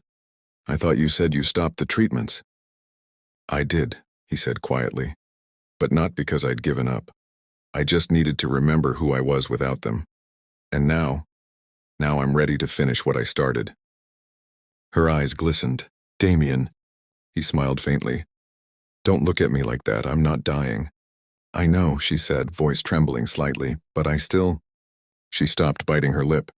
He rose from his chair, closing the distance between them. You still what? Her hands fidgeted with the edge of her apron. I still care, that's all. Aria, he whispered, that's not all. The tension between them stretched again, tender, trembling, alive. But he didn't touch her, not yet. Instead, he said softly, when I come back, I want to tell you something. The kind of truth that can't be taken back. She swallowed hard. Then I'll wait. He smiled. You always do. Days passed like pages turning in slow motion. Aria carried on with the household, her thoughts half here, half somewhere in the sterile white of a hospital room. Every night she stood by the balcony staring out at the city, whispering silent prayers to the stars. When the call finally came, her hands trembled as she answered. "Miss Aria?" It was Dr. Rowan's voice, calm but warm. "He's awake and he's asking for you." When she arrived, the hospital was quiet. Damian sat by the window, a faint color in his cheeks, his posture upright, his eyes clear. "You came," he said softly. "Of course I did." He looked down at his hands, steady, strong. "The doctor says it's remarkable, the progress." "I'm not surprised." She smiled. "You've always been stronger than you believed." He turned toward her then, and something unspoken passed between them. Gratitude, disbelief, awe. He reached out, hesitated, then took her hand. "Aria," he said, voice barely above a whisper. "It's strange. For years I thought healing meant fixing what was broken. But maybe it was never about that. Maybe it was about finding something worth healing for." Her fingers tightened around his. "Then I'm glad you did." He smiled, in the kind of smile that reached his eyes. "I did," he said, "and she's standing right in front of me." When they returned to the mansion, the staff lined the entrance, uncertain what to expect. But the man who stepped through those doors was not the one who had left. His walk was sure, his voice steady. The weight of shame that once bent his shoulders was gone. Mrs. Vale bowed deeply. "Welcome home, Mr. Cross." He paused, then turned to Aria beside him. "Not Mr. Cross," he said quietly. "Just Damian." The murmurs rippled through the hall. But he didn't care. He looked at Aria and whispered, just for her, "You see? I told you I'd rise again." She smiled, soft, radiant. "You didn't just rise, Damian, you came back to life." That night the mansion felt different. Lighter, warmer, alive. Aria walked past the study door and saw him standing by the window again, watching the city lights. She hesitated, then knocked. "Can I come in?" He turned and his expression softened. "You never have to ask." She stepped closer, her voice trembling slightly. "So, what did you want to tell me?" He looked at her for a long moment. Then he said simply, "Thank you." "For what?" "For believing in a man who'd forgotten how to believe in himself." She took a slow breath. "That's not what I wanted to hear." He smiled. "I know." And though the night didn't end in a kiss, it ended with something deeper. A shared silence. A heartbeat of understanding that didn't need words. Because sometimes love doesn't arrive in fireworks. Sometimes it comes in the quiet. In the rise of a broken man learning to stand again. The night after the rumors broke, something inside Damian Voss changed. He woke before dawn, not from a nightmare this time, but from a pulse of restlessness he hadn't felt in years. The sound of rain still whispered against the windows. Aria's voice echoed faintly in his mind. "I'm not leaving." He sat up slowly, staring at his hands. Steady now, not trembling. The memory of her touch still lived on his skin. And beneath all his doubt, something dangerous had begun to stir again. Hope. But hope, he knew, was a fragile thing. One cruel joke from fate could destroy it. So, before the sun even rose, Damian called the one person who knew the truth about his condition. Dr. Holloway's voice came through the speaker, groggy but kind. "Damian, you're calling early." "I want to resume treatment," Damian said flatly. "No delays, no excuses." The doctor paused. "You're sure?" "I'm not doing it for the company, not for anyone else." He hesitated, eyes on the faint reflection of himself in the dark glass. "I'm doing it for me." By the time the mansion stirred awake, Damian was already gone, his car slicing through the fog like a secret. Aria, unaware, began her morning rounds as usual. The whispers had softened since yesterday. Fear of the master's anger kept most of the staff quiet, but their stares still followed her. She ignored them, losing herself in the rhythm of work. Still, she noticed. The coffee cup he'd left behind, the papers left neatly on his desk, the faint warmth of his chair when she entered his study. He hadn't told her he'd be gone. For reasons she couldn't explain, that small silence hurt more than the rumors ever could. At the clinic across town, Damian sat opposite Dr. Holloway in a private room filled with soft lighting and clinical quiet. The doctor studied him carefully. "You've lost weight, but your eyes, they're different." Damian managed a thin smile. "I've been awake." "Because of her?" Damian didn't answer, but his silence said everything. Dr. Holloway nodded knowingly. "Then maybe you're ready. What we're trying now is different, a new method. Psychological as much as physical. But it'll take honesty, Damian. Brutal honesty. I can handle that, he said. The doctor smiled faintly. We'll see. Hours later, back at the mansion, Aria was setting flowers in the main hall when she heard his car return. Her heart leapt before she could stop it. He stepped out, darker suit, hair slightly mussed, but his expression softer than usual. The look he gave her, quiet, unreadable, made her pulse skip. You left early, she said, forcing her voice steady. He nodded. I had a meeting. Her eyes searched his face. A meeting or something else? His mouth curved faintly. You always see through me, don't you? She blushed but didn't look away. Only when you're hiding something. He didn't answer. Just brushed past her, leaving the faintest trace of cologne in the air. But that night she found out the truth. It happened by accident.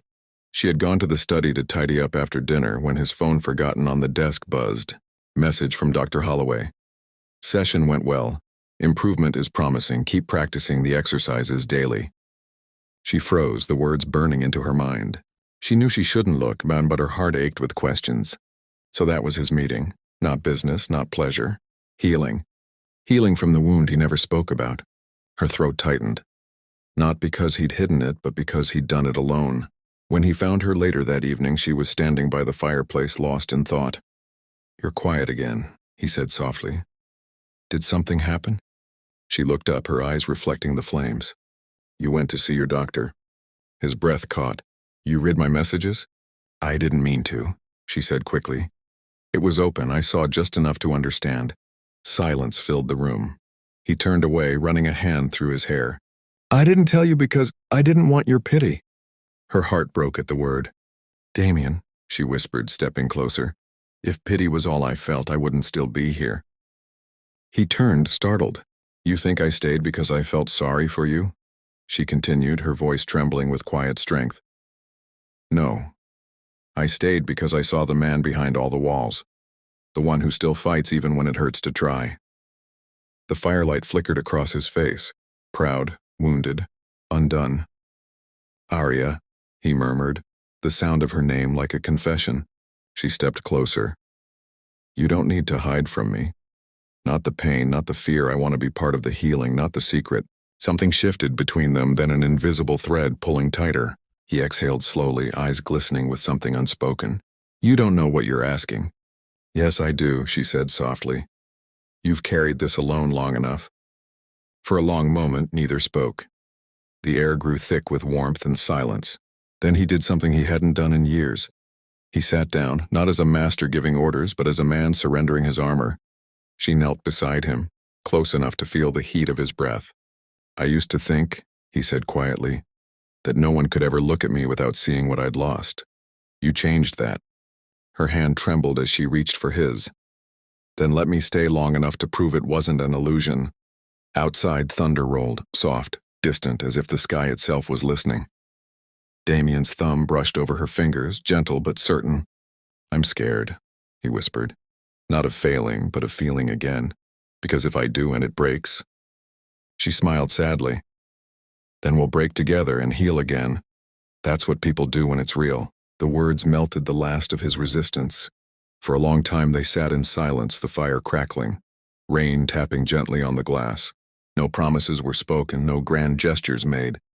But in the hush between them, something deeper was born, a quiet understanding, a vow without words. Later, when she returned to her room, Aria pressed a hand to her chest. Her heart was racing. Not from fear, from the tenderness of what had just passed. Upstairs, Damian stood by his window looking into the rain. He hadn't expected her to find out, but somehow her knowing and still staying made him feel lighter. He touched his wrist where her fingers had rested.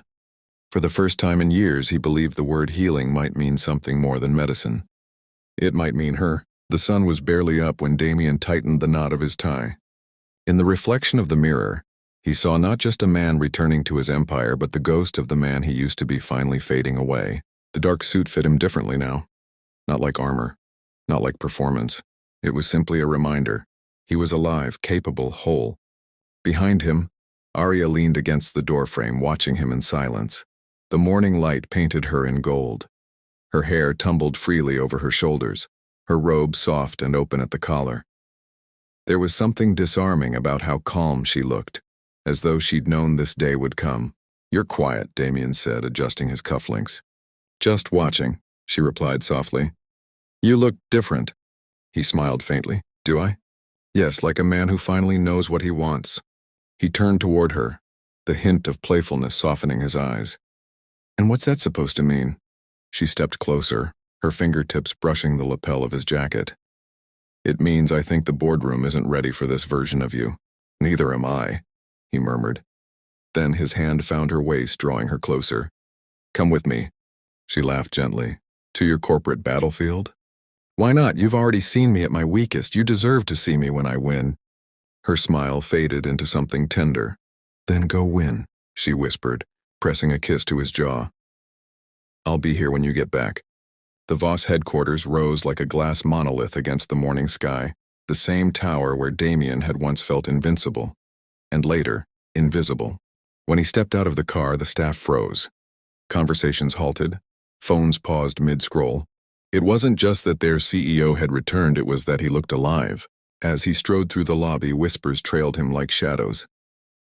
"Is it true he's recovered? Did you see the press statement? Who's the woman with him last night?" He ignored them all. The marble floors reflected his steps, rhythmic and certain like music composed for a man reclaiming his throne. When he entered the boardroom, the directors were already seated. Some looked relieved, some looked threatened, and one Lionel Graves, the CFO, looked like he'd been waiting for this confrontation. Graves rose first. "Mr. Voss, we weren't expecting you until next quarter." "I changed my mind," Damian replied evenly, taking his seat at the head of the table. "And my chair." A ripple went through the room. "Gentlemen," he continued, "I may have been gone, but I wasn't blind. I've seen every decision you made in my absence. The mergers, the layoffs, the creative accounting." Graves's smile tightened. "The company needed leadership. You were unavailable." Damian leaned forward, his tone smooth but edged. "Unavailable isn't the same as incapable, remember that." The room stilled. Even the projector's hum seemed to pause. Then Damian continued, voice calm but commanding. "The numbers are wrong. We're not failing. We've been sabotaged." An hour later, he had the entire board silent. Every slide he presented dismantled Graves's lies. Misdirected funds, falsified losses, hidden partnerships. By the time Damian finished, the only sound left was the faint click of his pen. He turned to the man across from him. "You thought I'd come back weak, but here's what you don't understand. Pain teaches precision." Graves swallowed hard. "You can't prove—" "I already have," Damian cut in, tossing a document across the table. "Your name's on the offshore transfers. I suggest you resign before the press finds out." The man's face drained of color. Damian stood. Meeting adjourned. As he walked out, every pair of eyes followed him, half in awe, half in fear. Outside the glass doors, his assistant approached nervously. "Sir, the reporters are downstairs. They're asking about last night." He gave a faint smile. "Then let them ask. For once, I have nothing to hide." By the time he returned home, Aria was out on the balcony, her sketchbook open, the wind flipping the pages. He paused at the doorway, watching her draw. Her hair caught the light like spun copper. There was a quiet grace in the way she moved her pencil, deliberate, tender. She didn't notice him until he spoke. "Is that supposed to be me?" Aria jumped slightly, then laughed. "You scared me." He stepped forward, peering at the page. It was him. Or rather, his reflection in the piano from the night before. "You're drawing from memory," he said softly. "Some memories are worth keeping," she replied, "even if they fade." He looked at her, really looked, and for a second the world felt fragile. He sat beside her. "I had forgotten what it feels like to be remembered." "You should never have been forgotten," she said simply. He took her hand, tracing the faint charcoal smudge on her thumb. "You once said everyone trades something to survive." "What did I trade, Aria?" She looked at him with that calm, unflinching honesty he'd come to crave. "Your heart. For power. And now?" "Now," she whispered. "You're learning you can have both if you hold one with the same strength you use to protect the other." Her words hit him like truth dressed in softness. He exhaled slowly. "The board tried to bury me today." She squeezed his hand. "And did they?" "No." His voice was low, resolute. "Because you already taught me how to rise." By sunset, the storm rolled in. Sharp rain and thunder that shook the old glass windows. Aria stood by the fire, arms wrapped around herself, watching lightning fracture the sky. Damian joined her, his shirt unbuttoned at the collar, sleeves rolled. He poured 2 glasses of wine and handed her one. She smiled softly. To surviving the storm? To owning it, he replied, clinking his glass to hers. Thunder rumbled overhead. She laughed. Do you ever stop being dramatic? Only when you stop making me feel alive, he said, tone teasing but eyes serious. The air between them shifted. Her laughter faded, her pulse quickened. She set the glass down. You have that look again. What look? The one that makes me forget what I was about to say. He stepped closer. The firelight caught his profile. Sharp, sure, impossibly calm. Then don't say anything, he murmured. Music drifted faintly from the old gramophone, a slow, wordless piece that matched the rhythm of the rain outside. Without thinking, Damian took her hand. What are you doing? She asked, smiling despite herself. Something I should have done a long time ago. He drew her closer, their bodies swaying gently to the melody. Her head rested against his chest. His hand found the small of her back. No grand words, just movement, breath, heartbeat. Aria whispered, You're trembling. So are you. I think it's the storm. He smiled. I think it's us. The firelight flickered against their faces. When he looked down at her, she looked up, and the space between them thinned until it was nothing. He didn't rush it. He just brushed his thumb against her jaw, tracing the shape of her lips, memorizing every detail like a promise. You shouldn't look at me like that, she breathed. How should I look at you? Like you already know you'll kiss me. He smiled faintly. Then I won't pretend otherwise. And then he did. Soft, deliberate, tasting like rain and wine and everything unspoken. The thunder rolled again, but neither noticed. Her hand slid up his chest, his fingers tangled in her hair. It wasn't the desperate kiss of need. It was the quiet one that said, I'm home. Hours later, the storm was gone. The fire had burned low.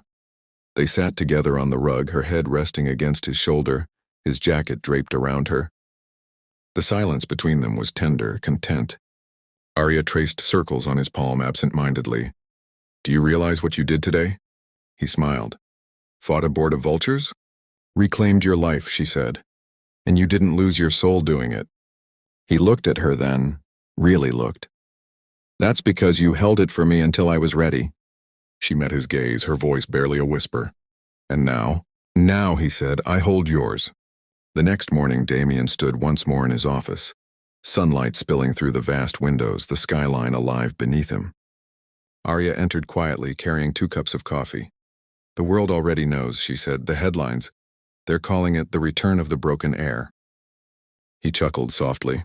Let them. They'll learn soon enough that I'm not broken anymore. She handed him the cup.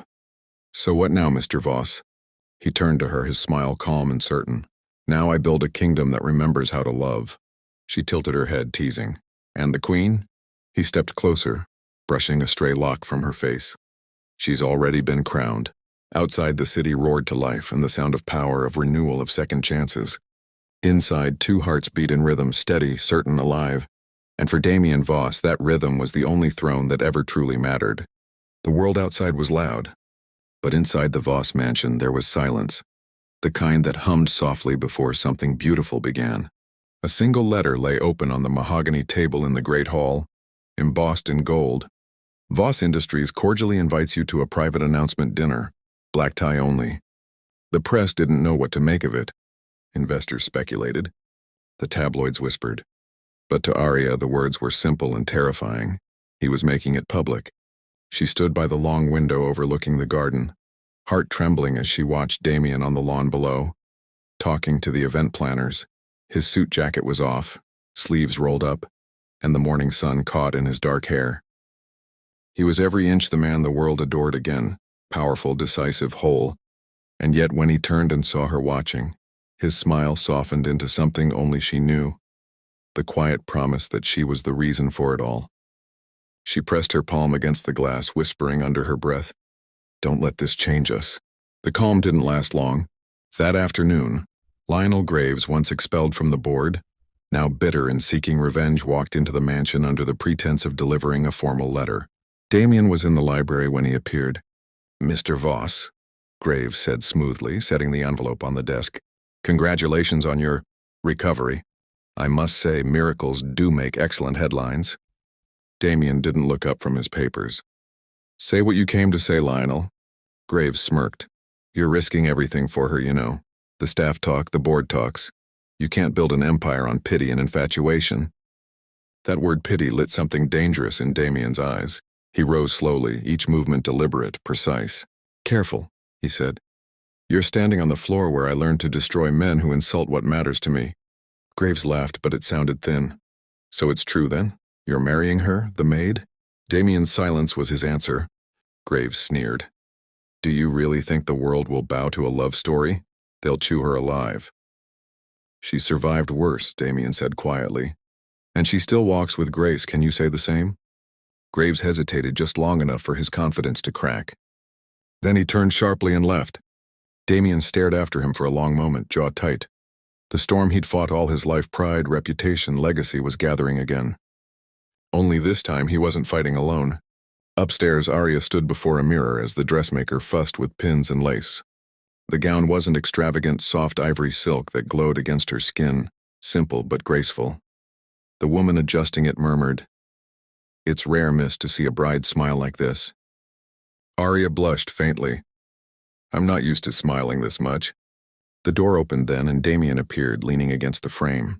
His tie was undone, his expression unreadable. You're not supposed to see me like this yet, she said, half laughing. He ignored the superstition and crossed the room. I couldn't wait. The dressmaker disappeared quickly, sensing the current between them. Damian reached out, fingertips brushing the sleeve of her gown. You look like something that could quiet every noise in my head. Her breath caught. You've had a lot of noise lately. He nodded. And you've been my silence. For a moment, they said nothing. He just watched her in that mirror, her reflection beside his, both of them framed in white and shadow. Then softly he said, Tomorrow I tell the world you're my wife. No more hiding. No more whispers. Aria's eyes shimmered. Are you ready for that kind of storm? He smiled faintly. I was born in it, but this time I have someone to hold on to. The following evening, the Voss mansion transformed. Crystal chandeliers dripped light across marble floors. Guests filled the hall, journalists, board members, old allies and rivals. At the far end, a grand window overlooked the river. That was where Damian stood, hand in pocket, glass of champagne untouched. When Aria entered, the room fell into a hush. Her gown shimmered under the lights, and for a heartbeat even the cameras forgot to flash. She walked toward him slowly, every step echoing with the weight of the journey they'd taken from broom handles to ballroom chandeliers. Whispers rose. That's her? The maid? She's beautiful. Damian turned as she approached. The world disappeared. Mr. Voss, she murmured, smiling. Soon to be Mrs. Voss, he corrected softly. He took her hand and led her to the front. The murmurs swelled again, curiosity, disbelief, envy. Damian lifted his glass. Tonight isn't about business, he began. It's about truth. The kind most people spend their lives running from. He glanced at Aria. I built an empire to prove I was enough, and when I lost myself, she found me again. You call her a maid. I call her my reason to stand. A collective gasp. Cameras flashed. He continued, voice low but unshaken. If you think love weakens a man, you've never truly had it. This woman healed what money couldn't buy. He turned fully to Aria. Tomorrow we marry right here where everything began. For a moment no one moved. Then applause. Not polite but powerful. Aria's eyes filled as she whispered, You just told the world. He leaned close. I told the truth. After the guests had gone, the mansion fell quiet again. Rain whispered against the glass, soft and constant. Aria stood by the piano, fingertips grazing the keys. Damian entered silently, his tie loose, eyes softer than she'd ever seen. Are you nervous? He asked. She shook her head. Not about tomorrow. He smiled faintly. Then what about? That I'll wake up and realize this is a dream. He came closer, voice low. If it is, promise me you won't wake up. Her lips curved. I won't. He placed a hand on the piano beside her, close enough for her to feel the warmth of him. You know, I never believed I'd get here, he said. I thought I'd spend the rest of my life behind glass, untouchable, unfeeling. She looked up at him. And now? Now, he whispered, brushing his thumb along her cheek. I feel everything. Dawn crept across the sky in shades of lavender and gold. The mansion smelled of roses and rain. Guests arrived quietly, guided to their seats by the wide-arched window overlooking the river. Aria stood in her room, veil trembling between her fingers. She caught her reflection and almost didn't recognize the woman staring back, calm, radiant, ready. A soft knock. "Come in." It was Damian's assistant, Clara. She smiled gently. "He's waiting." Aria nodded, taking one last breath before stepping into the hall. Music floated through the air strings and soft piano. Damian stood by the window, sunlight painting him in gold. He looked both nervous and certain, like a man who'd lived 1,000 storms just to stand in this calm. When Aria entered, he forgot how to breathe. Her gown shimmered as she walked. Her eyes never left his. Every step erased a lifetime of pain. When she reached him, he whispered, "You're real." "And you're mine," she answered, smiling through tears. The officiant spoke, words blending with the sound of the river below. When it came time for vows, Damian took her hands. "I once believed I was broken," he said. "But you showed me that a man isn't measured by what he's lost, but by who helps him rise again. You are my peace, my fire, my crown." Aria's voice trembled softly. "And you are the man who taught me that love isn't something you earn, it's something you give, until it heals." They exchanged rings. Then, as sunlight poured through the window, Damian leaned in and kissed her, slow, deep, reverent. Applause filled the hall. Somewhere a bell chimed. Later, when the guests had gone and laughter faded into quiet, Aria stood by that same window, veil in her hand, heart still racing. Damian came up behind her, wrapping his arms around her waist. "Do you hear that?" he murmured. She smiled. "What?" "The world's still spinning, and somehow we're right in the center of it." She leaned back into him. "I never thought I'd belong anywhere." "You belong here," he whispered, pressing his lips to her shoulder. "In my arms, in my life, in every heartbeat I've got left." Tears shimmered in her eyes. "You healed what the world broke, and you taught me how to live," he said. They stood like that for a long time, no words, no fear, only the sound of the river and the soft promise of forever. The mansion that once echoed with silence now pulsed with laughter and light. The man the world had called broken now stood whole, not because his body was healed, but because his heart had been found. And the maid who once cleaned floors now stood beside him, crownless yet royal, loved beyond measure. Through the window the sky turned gold, and in that glow two souls once scarred, once afraid, finally learned what it meant to rise together. The wedding feast had ended hours ago. The guests were gone, the laughter had faded, and the world beyond the Voss estate felt like another planet. Inside, everything was still, except for the rain, the faint hum of fire, and the low, unhurried breaths of two people finally home. Aria stood by the tall window, her white gown flowing around her feet like spilled moonlight. The wind toyed with a loose strand of hair, brushing it across her cheek.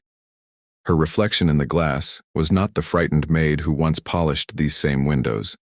It was a woman reborn. Behind her, Damian watched silently. The man once haunted by silence now found peace in it. His tuxedo jacket lay over the chair, his sleeves rolled, his tie gone. The soft light gilded the scar on his jaw, once a mark of defeat, now just a story of survival.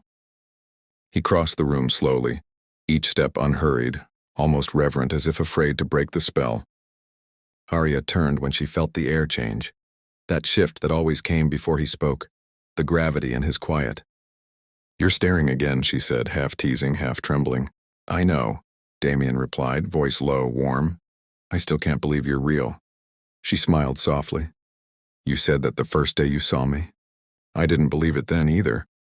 He stopped a few feet away, hands in his pockets.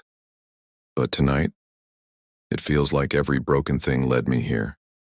The rain deepened its rhythm. She looked up, eyes reflecting lightning in the distance. "Do you ever think about it?" she asked. "How different life could have been if we hadn't met?"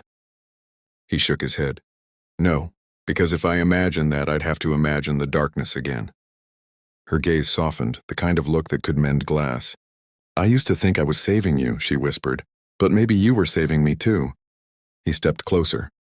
The air between them thickened with unspoken warmth. "I was drowning," he murmured. "You didn't throw me a rope, Aria, you dove in." For a long moment they said nothing. The storm outside seemed to pause, as if even nature waited for them to breathe. The fire burned low. Damian sat on the edge of the bed, tracing the wedding band on his finger. Every breath he took felt new. Every heartbeat proof that he'd survived what the world once declared impossible. Aria entered quietly, wrapped in one of his shirts, sleeves too long, fabric hanging off her shoulder. The sight made something ache inside him.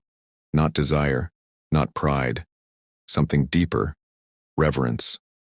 "You'll wrinkle the sheets," she said softly, smiling. "Good," he murmured. "Let them remember us," she laughed. That rare, unguarded sound that always unmade his composure.